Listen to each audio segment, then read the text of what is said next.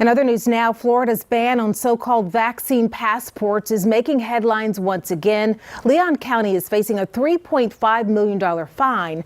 More than 100 businesses, venues, even local governments are being investigated as potential violators. But the legality of it all is still being challenged. Spectrum News 13's Rebecca Turco is joining us live from Dr. Phillips Center in downtown Orlando. Rebecca, that is one venue I know that the Department of Health is actually investigating.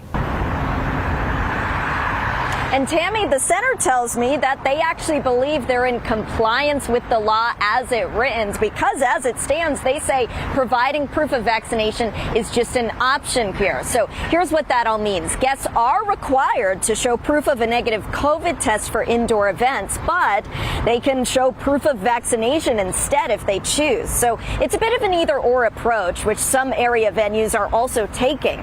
The state's ban prohibits businesses from requiring customers to show proof of vaccination. But the statute doesn't prevent other CDC guidelines and protocols, which a constitutional law expert we spoke with says could leave wiggle room for that COVID test angle. If the business has either or, then I don't think the business would be in violation of the statute if they're relying on a negative COVID test, because the statute actually says that's okay. Now, she says the state could still have an issue with this either-or approach and that it may need to be settled in the courts if it comes down to it. The state's vaccine passport ban is already being legally challenged at the federal level.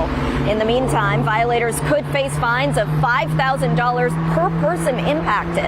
And the ban also applies to government entities and to schools. Now, a spokesperson for Dr. Phillips tells us their policies are in place to ensure the safest environment possible. And we did reach out to a number of local businesses, entities that are also being investigated by the Department of Health. They either didn't get back to us or had no comment.